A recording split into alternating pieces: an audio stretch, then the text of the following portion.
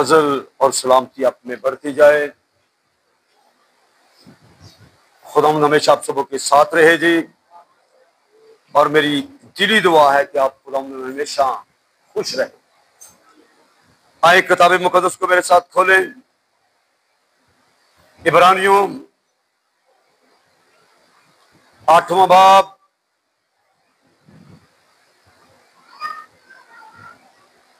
उसकी 7वीं आयत से मैं आपके लिए पढ़ूंगा। और मेरी दरखास्त है आप सबों से कि मेहरबानी करके बड़े ध्यान के साथ इन बातों को सुने। अगर कोई ध्यान से नहीं सुनेगा तो इन मुश्किल बातों की आपको दुरुस्त समझ नहीं मिलेगी। इसलिए इन बातों को समझने के लिए आपकी पूरी तवज्जो जो है वो खुदा के कलाम की तरफ होनी चाहिए। इब्रानियों 8वां बाब और उसकी 7वीं आयत से लिखा है यहां पर, क्योंकि अगर पहला अहद बेनक्स होता तो दूसरे के लिए मौका ना ढूंढा जाता।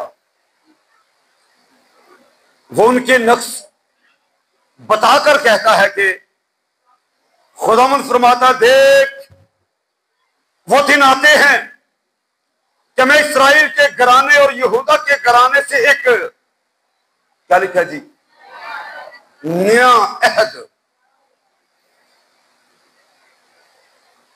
नए अहद की बात हो रही है, नया अहद बांधूंगा।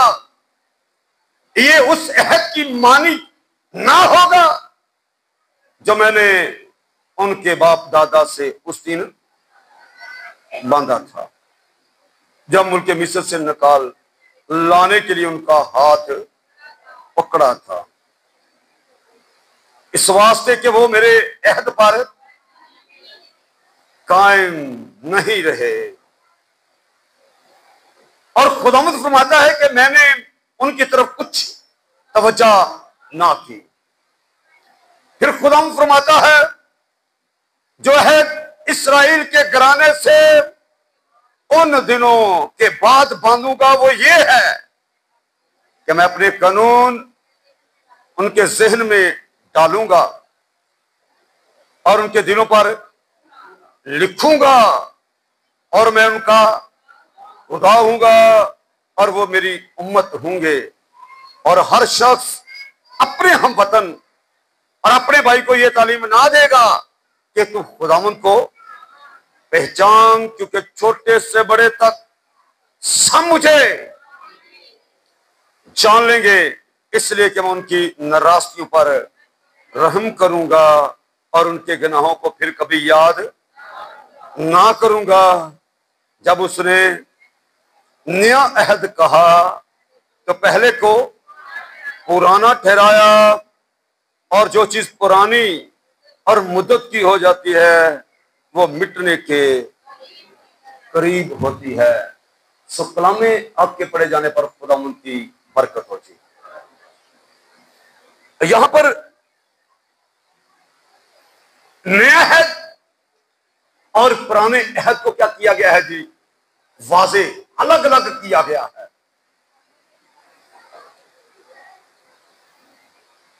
और यहां पर पहली ही आयत यानी 7वीं आयत में लिखा है, अगर पहला अहद, क्या लफ्ज लिखा है जी, बेनक्स होता तो दूसरे के लिए मौका ना ढूंढा जाता। बस उनके नक्श बताकर कहता है कि खुदावंद फरमाता है, देख वो दिन आते हैं कि मैं इस्राएल के घराने और यहूदा के घराने से क्या करूंगा, एक नया अहद बांधूंगा। और उस नए अहद के बारे में क्या लिखा है,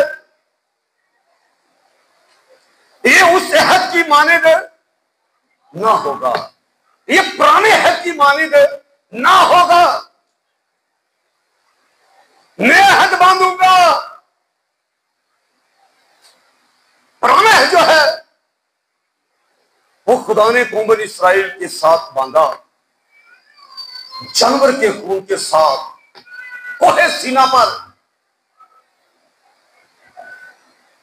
और इस्राएली उस अहद पर कायम ना रहे, और वो अहद क्या हुआ जी, टूट गया। अहद दो तरफा होता है, दो लोगों के दरमियान होता है। खुदा और इस्राएलियों के दरमियान जो अहद, पहला अहद, पुराने अहद बांधा गया था, उस अहद के बारे में क्या लिखा? वो टूट गया, क्योंकि इस्राएली उस अहद पर कायम ना रह सके। इसलिए लिखा है, क्योंकि अगर पहला अहद बेनक्स होता तो दूसरे के लिए मौका ढूंढा ना जाता। अगर पहले अहद से कामलियत, अपनी खलासी मिलती तो फिर दूसरे अहद की कोई जरूरत ना हो। इसने लिखा है कि उस अहद की मानद ना होगा जब मैंने उनके बाप दादा से उस दिन बांधा था, और वो उस अहद पर कायम ना रह सके। फिर खुदा ने क्या किया? एक नया अहद बांधा, और उसने वो अहद जानवर के खून के साथ नहीं, बल्कि अपने बेटे यूसुफ के लहू के साथ बांधा।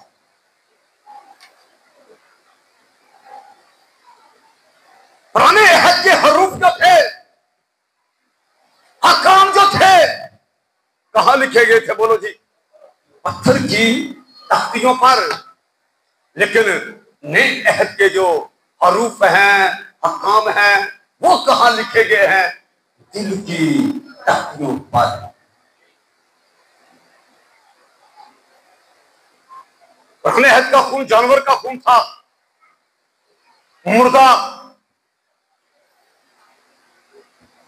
इसलिए वो अहद पर कायम ना रह सके, इसलिए वो नाकस ठहरा। नए अहद का खून यीशु का खून है, और वो जिंदा खून है, इसलिए वो अहद भी क्या है जी? कामिल है।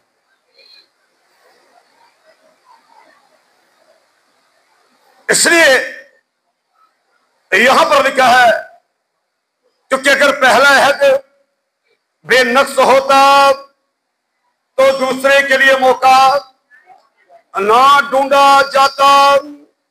और फिर 13वीं आयत में लिखा, जब उसने नया अहद कहा तो पहले को क्या कहा? बोलो ना जी, पुराना ठहराया। जब नया अहद कहा गया तो पुराने को क्या ठहराया गया जी?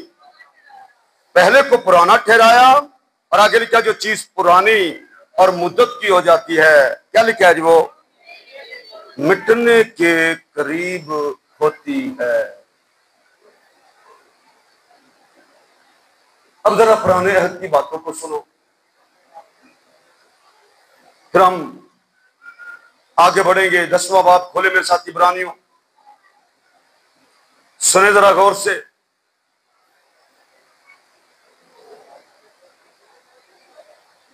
पहली ऐसे क्या लिखा है? क्योंकि शरीयत जिसमें आइंदा की अच्छी चीजों का क्या लफ्ज है जी? अक्स है, साया है। क्योंकि शरीयत जिसमें आइंदा की अच्छी चीजों का अक्स है, उन चीजों की असली सूरत नहीं। मेहरबानी करके ये जरा फैन में करता है, ये असली सूरत नहीं है। शरीयत अक्स है, शरीयत साया है। और उसके बारे में लिखा है, क्योंकि शरीयत जिसमें आइंदा की अच्छी चीजों का अक्स है, उन चीजों की असली सूरत नहीं। उन एक ही तरह की कुर्बानियों से जो हर साल बिला नागा गुजरानी जाती हैं, पास आने वाले को आगे क्या लिखा जी? हरगिज़ कामल नहीं कर सकती। इसलिए वो अहद नाक़िस ठहरा। बेनक्स होता तो नए के लिए कोई मौका ना होता।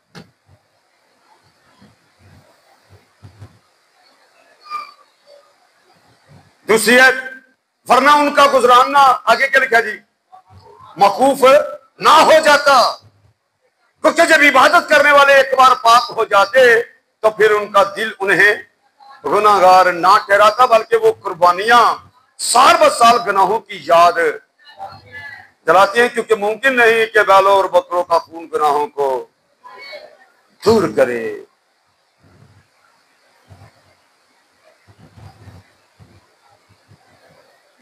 बताना चाहता हूं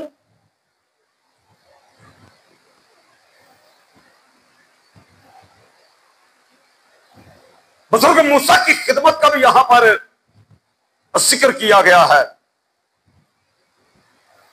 और उसके बारे में सुने जरा गौर से। 8वां बाब पहली आयत से।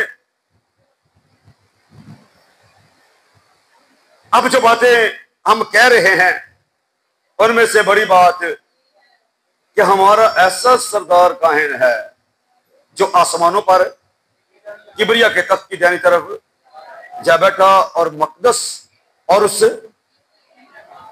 हकीकी खेमा का खादम है जिसे खुदा ने, क्योंकि इंसान ने ना के इंसान ने, और चूंकि हर सरदार काहिन नजरें और कुर्बानियां गुजराने के वास्ते मुकर्रर होता है, इसलिए जरूर हुआ कि इसके पास भी गुजराने को, और अगर वो जमीन पर होता, आगे के लिखा जी, तो हरगिज काहिन, यानी अगर वो जमीन पर होता तो हकीकी खेमे का खादम ना होता जो आसमानों पर मौजूद है। इसलिए कि शरीयत के मुआफिक नजर गुजराने वाले मौजूद हैं। आगे क्या लिखा जी 5वीं आयत में, जो आसमानी चीजों की नकल और अक्स की खिदमत करते हैं। चनाचे जब मूसा खेमा बनाने को था तो उसे ये हिदायत हुई कि देख, जो नमूना तुझे पहाड़ पर दिखाया गया था उसके मुताबिक सब चीजें बनाना, मगर अब उसने इस कदर बेहतर खिदमत पाई जिस कदर उस बेहतर अहद का दरमियानी ठहरा जो बेहतर वादों की बुनियाद पर कायम किया गया, क्योंकि अगर पहला अहद बेनक्स होता तो दूसरे के लिए मौका ना ढूंढा जाता। यहां पर जमीनी खेमा और आसमानी खेमे का जिक्र किया गया है। वाजे किया गया है कि बुजुर्ग मूसा को जो खेमा बनाने के लिए कहा गया उसका नमूना कहां से लिया गया, बोलो ना जी, आसमान से। उसे बताया गया जो नमूना तुझे दिखाया गया है उसी के मुताबिक बनाना, और वो खेमा कहां पर है, बोलो ना जी, आसमान पर। जिसकी नकल कहां पर थी, जमीन पर। इसलिए नकल और अक्स का क्या है जी, जिक्र है, और इसको और वाजे करने के लिए यहां पर 9वां बाब उसकी 22वीं आयत को भी सुना जरा। सराइन हवाला जात को सुनो, फिर हम आगे बढ़ते हैं। इब्रानियों 9वां बाब 22वीं आयत, यानी क्या पास जरूर था कि आसमानी चीजों की नकलें तो उनके वसीला से पाक की जाएं, मगर खुद आसमानी चीजें इनसे बेहतर कुर्बानियों के वसीला से, क्योंकि मसीह उस हाथ के बनाए हुए पाक मकान में दाखिल नहीं हुआ जो हकीकी पाक मकान का नमूना है, बल्कि आसमान ही में दाखिल हुआ ताकि अब खुदा के रूबरू हमारी खातिर हाजिर हो। ये नहीं कि वो अपने आप को बार बार कुर्बान करे, जिस तरह सरदार कायन पाक मकान में हर साल दूसरे का खून लेकर जाता है, वरना बनाए आलम से लेकर उसको बार बार दुख उठाना जरूर था। मगर अब जमानों के आखिर में एक बार जाहिर हुआ ताकि अपने आप को क्या करे जी, कुर्बान करने से गुनाह को क्या कर दे जी, मटा दे। 10वां बाब पहली आयत, क्योंकि शरीयत जिसमें आइंदा की अच्छी चीजों का क्या है जी, अक्स है। आइंदा की अच्छी चीजों का क्या है जी, अक्स लिखा है। और लेकिन आप ये 9वें बाब की 11वीं आयत को देखें, क्या लिखा जी, लेकिन जब मसीह आइंदा की अच्छी चीजों का आइंदा की, आने वाली चीजों का। लेकिन जब मसीह आइंदा की अच्छी चीजों का सरदार काहिन होकर आया तो उस बुजुर्ग तार और कामल तर खेमा की राह से जो हाथों का बना हुआ, यानी इस दुनिया का नहीं और बकरों बच्चों का खून लेकर नहीं, बल्कि अपना ही खून लेकर पाप मकान में एक ही बार दाखिल हो गया। और आगे क्या लिखा जी? और क्या कराया जी?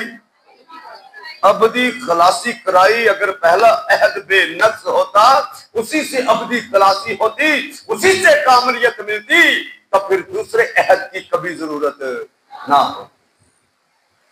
इसलिए लिखा है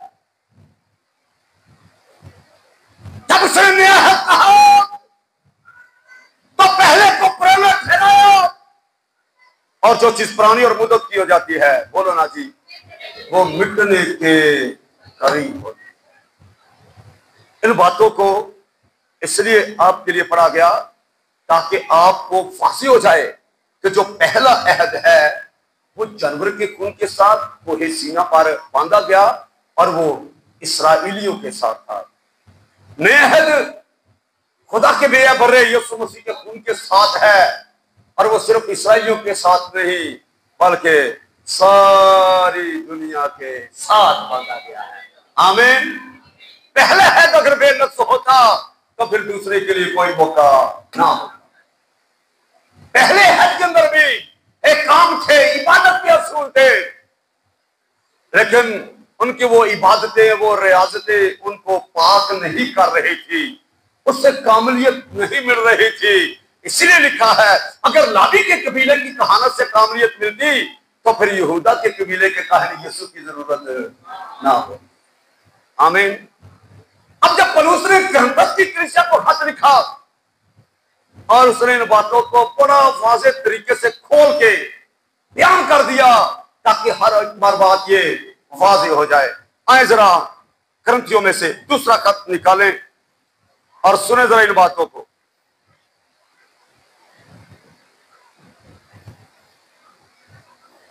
तीसरा बाब, चौथी आयत से।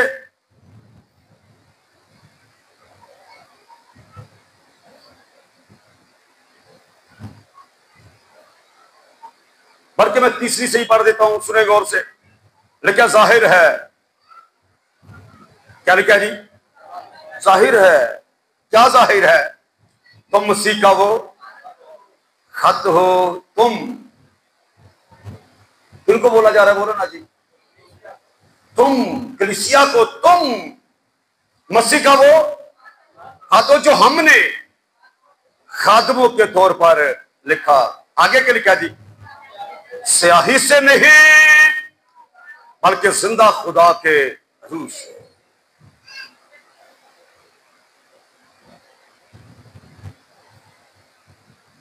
फर्क बयान किया गया। स्याही से नहीं तुम खत हो, तुम्हें लिखा गया है, लिखने वाले खुदा के खजाम है। स्याही से भी लिखा जाता है और जिंदा खुदा के रूह से भी लिखा जाता है। रूह वाला ही, रूहानी शब्द ही रूहानी बातों के ख्याल में रहता है और वही रूहानी खत भी लिख सकता है।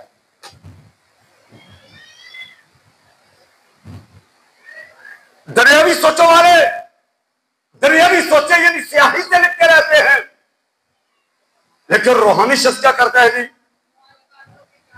रूहानी बातों के ख्याल में रहते हुए रूह से लिखता है। और यहां पर लिखा स्याही से नहीं बल्कि जिंदा खुदा के। कैसे खत लिखा गया? जिंदा खुदा के। कलीसिया वो खत है जो जिंदा खुदा के रूह से लिखा जाता है। आमीन। इसे पढ़ेगा कौन? जिस्मानी? बोलो ना मेरे साथ। जो जिंदा खुदा के रूह से लिखा जाता है वो रूहानी शख्स ही पढ़ सकता है, रूहानी शख्स ही उसको पढ़ सकता है। जिस्मानी नहीं पढ़ सकता, जिस्मानी नहीं पढ़ सकता इसको। इसलिए कि जिंदा खुदा के रूह से पत्थर की तख्तियों पर नहीं बल्कि गोश्त यानी दिल की तख्तियों पर, हम मसीह की मार्फत खुदा पर बोलो ना जी, ऐसा ही भरोसा रखते हैं। कैसा भरोसा रखते हैं कि उसने हमें रूह का अहद दिया है। आमीन। ऐसा ही भरोसा रखते हैं, ये नहीं कि बजाते खुद हम इस लायक हैं कि अपनी तरफ से कुछ ख्याल भी कर सके, बल्कि हमारी लियाकत खुदा की तरफ से है, जिसने हमको आगे क्या लिखा जी, ने अहद के कदम फर्क कर दिया, जिसने हमको, बोलो ना जी, ने अहद के खादम होने के लायक भी किया। और आगे वाजे कर दिया, लफ्जों के खादम नहीं बल्कि रूह के, क्योंकि लफ्ज मार डालते हैं मगर रूह, सारे बोलो हालेलुया, रक्त मार डालते हैं।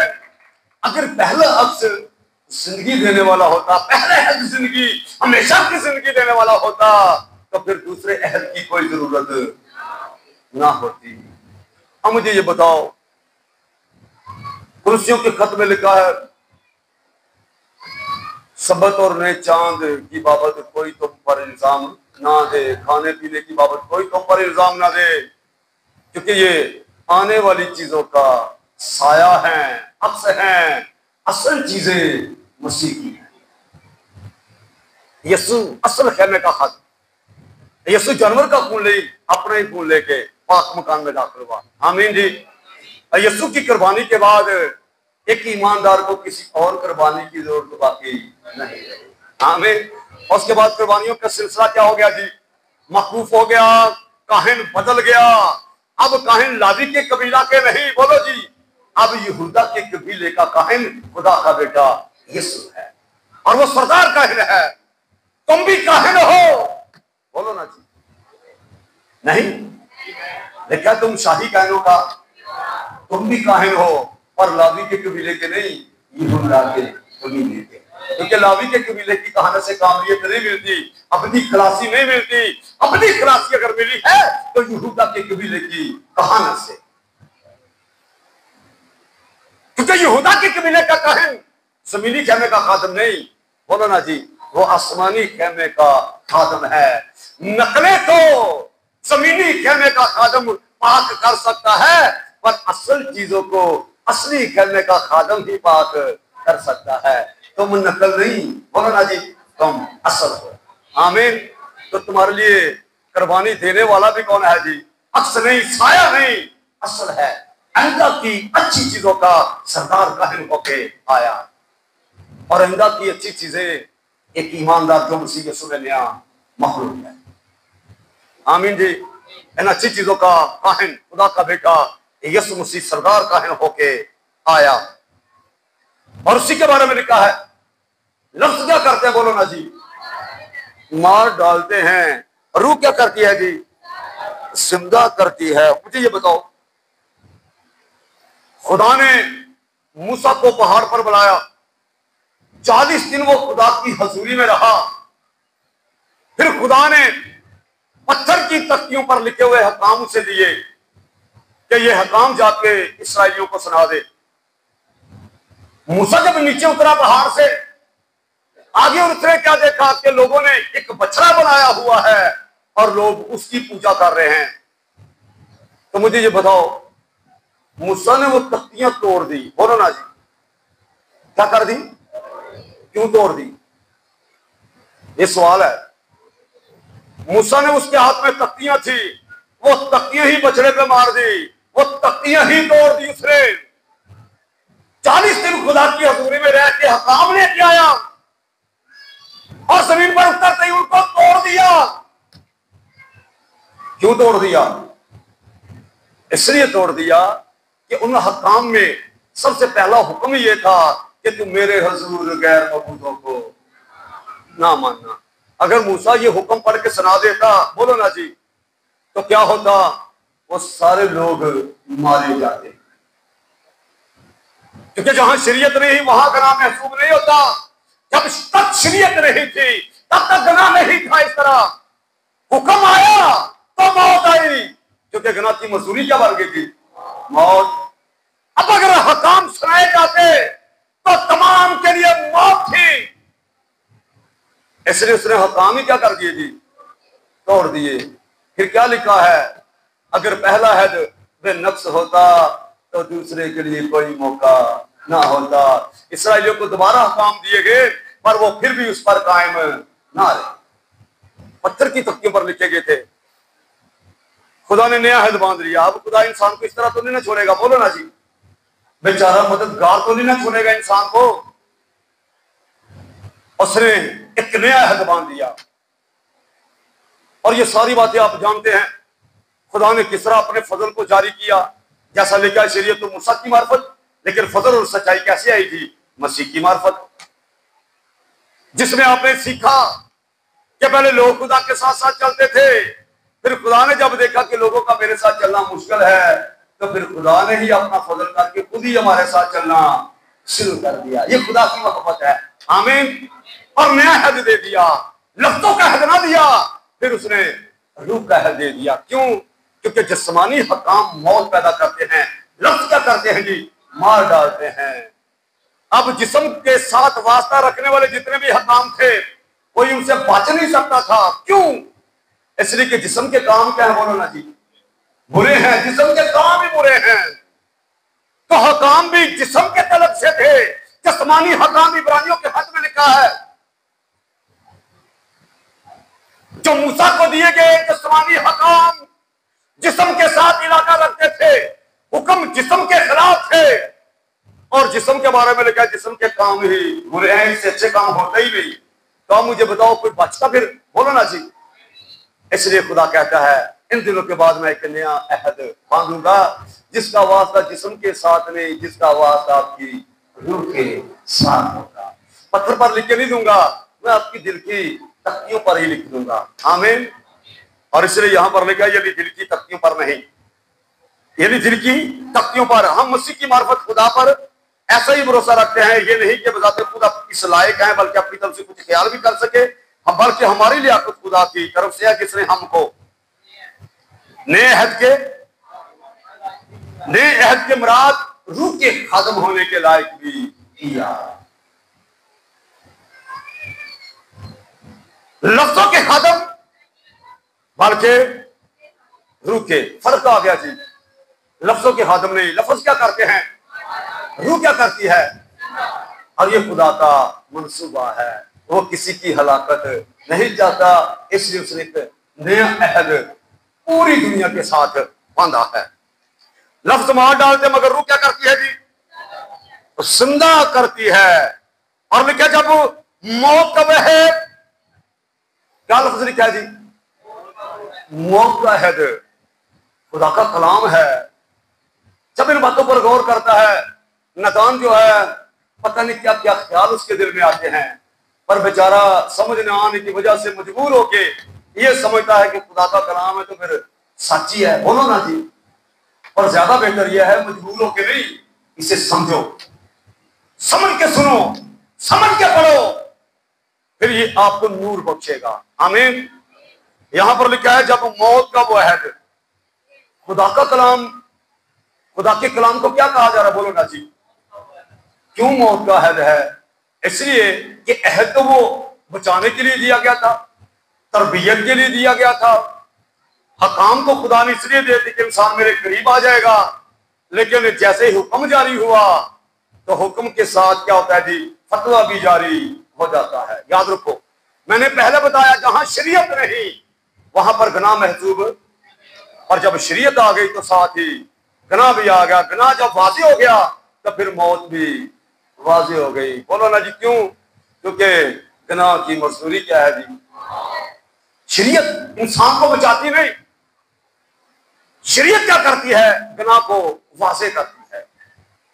तो जब गुनाह वाज़ेह होता है तो फिर यह भी वाज़ेह हो जाता है। जब इंसान को यह समझ लगती है ना कि यह गुनाह है, तो फिर साथ ये भी समझ लगती है कि गुनाह की मजदूरी, मेरे साथ बोलो ना, गुनाह की मजदूरी क्या लिखा है। जिसको ये समझ मिलती है ना ये गुनाह है, उसको ये भी समझ मिलती है कि गुनाह की मजदूरी क्या है जी, मौत है। इसलिए उस अहद को क्या कहा गया जी, मौत का अहद, क्योंकि शरीयत गुनाह को वाज़ेह करती है। शरीयत किसी को बचाती नहीं, शरीयत खलासी गुनाह से खलासी नहीं करवा सकती। हाँ, शरीयत मसीह तक पहुंचाने के लिए जरूर उस्ताद बनी। इसलिए लिखा जब मौत का वह है जिसके हरूफ क्या लिखा जी, पत्थरों पर खोदे गए थे, आगे क्या लिखा जी, ऐसा जलाल वाला हुआ कि बनी इस्राइल मूसा के चेहरे पर उसके जलाल के स्वभाव से जो उसके गौर से नजर ना कर सके, हालांकि वो घटता जाता था। वो जलाल हरूफ की, पत्थरों की तख्तियों पर लिखे गए जो हरूफ थे, खुदा की हजूरी में रहने के स्वभाव से जब हकाम लेने मूसा गया तो लिखा है उसके चेहरे पर कैसा जलाल हुआ कि उसकी बीवी सपूरा भी उसे पहचान ना सकी। लोग ये कहते थे मूसा अपने चेहरे पर नकाब रखा कर, क्योंकि हमसे तेरा चेहरा, जलाल के स्वभाव से तेरा चेहरा देखा नहीं जाता। तो होता क्या था, वो जलाल आस्ता आस्ता बोलो बढ़ता जाता था। क्या होता था, करता जाता था। जिस्मानी हकाम वाला जलाल घटने वाला है। तो आगे क्या लिखा है, तो रूह क्या है, तो जरूर ही क्या होगा जी, जलाल वाला।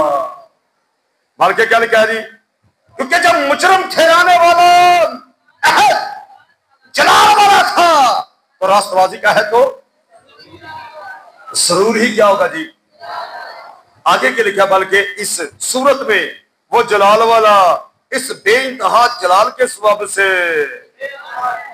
बेजलाल ठहरा। क्योंकि जब मिटने वाली चीज क्या थी जी, जलाल वाली थी, तो बाकी रहने वाली चीज तो बाकी रहने वाली चीज तो जरूर ही जलाल। बाकी रहने वाली चीज कौन सी है, वो है रूह का हद। आमीन। नया हद रूह का हद है, पुराना हद क्या है जी, लफ्जों का हद है। इसलिए लफ्ज क्योंकि मार डालते हैं, रूह क्या करती है, जिंदा करती है। इसलिए खुदा ने नया हद जो बांधा है वो रूह का हद है। आमीन। जिसमें अबदी खलासी और जिसमें हमेशा की जिंदगी। आमीन। इसलिए यीशु ने कहा ये मेरे अहद में, नए अहद में, नए अहद का खून, आमीन जी, यीशु का खून जो छिड़का नहीं जाता बल्कि क्या होता है जी, पिया जाता है। क्योंकि लिखा है अगर पत्थरों पर लिखा गया, लिखे गए हकाम अगर ऐसे जलाल वाले हुए तो फिर जो दिल की तख्तियों पर लिखे गए हैं वो कैसे जलाल वाले होंगे। आमीन। मैं बताना चाहता हूं वो जलाल जो मूसा के चेहरे पर था उसके बारे में लिखा है क्या होता था जी, कटता जाता था। लेकिन जो रूह का हद है उसका जो जलाल है वो कटने वाला नहीं, बल्कि हमारे बेनकाब चेहरों से उसका जलाल क्या होता है जी, मुनक्स होता है। और हम हर रोज दर्जा में दर्जा उसमें तब्दील होते जाते हैं। किसमें, उस जलाली की सूरत पर। आमीन। जिसका जलाल घटने वाला नहीं, जिसका जलाल बढ़ने वाला है। इसलिए उसने कहा, लिखा उसने, मैं वो प्याला भी लिया और कहा ये मेरा खून है। पुराने अहद का कहा कि नए अहद का बोलो ना जी, नए अहद का। पुराने अहद में लहू छिड़का जाता था और नए अहद में क्या होता है जी, पुराने अहद का खून क्यों नहीं पिया जाता था, जानवर का था, मुर्दा था। नए अहद में क्यों पिया जाता है, खुदा के बरे का है और जिंदा है। आमीन। पिया क्यों जाता है, इसलिए पिया जाता है कि पीने वाले के अंदर जो हमेशा की जिंदगी है उसको वो कायम क्या करता है जी। ये जो लहू आप पीते ये गुनाहों को नहीं धोता, ये गुनाहों की माफी के लिए नहीं, तुम्हारी शिफा के लिए नहीं। नए अहद का जो खून आप पीते हो, जो पीने के लिए दिया गया, वो जिंदगी जो खुदा के बेटे यीशु को कबूल करने से हर ईमानदार को मिलती है, वो क्या करता है जी, कायम रखता है। आमीन जी। अगर कोई चाहता है हमेशा की जिंदगी मसीह को कबूल करने के स्वभाव से जो मुझे मिली है वो मेरी जिंदगी में कायम रहे, तो फिर यीशु ने कहा मेरा खून फिर हकीकत खाने की चीज और मेरा खून फिर हकीकत पीने की चीज है। जिसे खाएगा, क्या लिखा जी, अब तक जिंदा और कायम रहेगा, क्योंकि ये खून नए अहद का खून है, मेरी यादगारी के वास्ते यही किया करो। आमीन। आज देखे हर ईमानदार जो है वो मसीह के बदन और खून में क्यों शरीक होता है? इसलिए होता है कि वो जिंदगी जो खुदा के बेटे यीशु को कबूल करने से मुझे मिली है, मेरी जिंदगी में क्या करेगी? कायम रखे। जिंदगी को कायम रखने के लिए उसके बदन और खून में शामिल होना बहुत ही जरूरी है। और लिखा जो कोई नामुनासिब तरीके से इस बदन और खून को खाएगा पिएगा, खाने पीने से क्या होगा जी? सजा पाएगा। इसलिए आदमी अपने आप को संभाले। किस शहद में चल रहा है? लफ्जों के हद में या रूह के हद में? आइए जरा वापस इब्रानियों के खत में 8वां बाब 7वीं आयत पढ़ रहा हूं, क्योंकि अगर पहला अहद बेनक्स होता तो दूसरे के लिए मौका ना ढूंढा जाता, बस वो उनके नक्स बताकर कहता है। खुदा फरमाता, देख वो दिन आते हैं कि मैं इस्राएल के घराने और यहूदा के घराने से क्या करूंगा जी? एक नया अहद बांधूंगा। ये उस अहद की मानिंद ना होगा जो मैंने उनके बाप दादा से उस दिन बांधा था जब वो मुल्क मिस्र से निकाल लाने के लिए उनका हाथ पकड़ा था, इस वास्ते कि वो मेरे अहद पर कायम नहीं रहे। आमीन। नए अहद के अंदर वाज़े तौर पर लिखा है 10वीं आयत में, फिर खुदा फरमाता है जो अहद इस्राएल के घराने से उन दिनों के बाद बांधूंगा वो ये है कि मैं अपने कानून के ज़हन पर में डालूंगा और उनके दिलों पर लिखूंगा, और मैं उनका खुदा हूंगा और वो मेरी उम्मत होंगे। और हर शख्स अपने हम वतन और अपने भाई को यह तालीम ना देगा कि खुदा उनका पहचान, क्योंकि छोटे से बड़े तक सब मुझे जान लेंगे, इसलिए कि मैं उनकी नाराजगियों पर, नए अहद में क्या कहता है, उनकी नाराजगियों पर और उनके गुनाहों को फिर कभी याद। ये रूह का अहद है, ये नया अहद है, उनके गुनाहों को फिर कभी याद ना करूंगा। इसलिए 12वीं आयत में लिखा, जब उसने नया कहा तो पहले को पुराना ठहराया, और जो चीज पुरानी और मुद्दत की हो जाती है वो मिटने के करीब होती है। आप नए अहद के कदम और नए अहद के लोग, यानी लफ्जों के नहीं बल्कि रूह के माने। आमीन।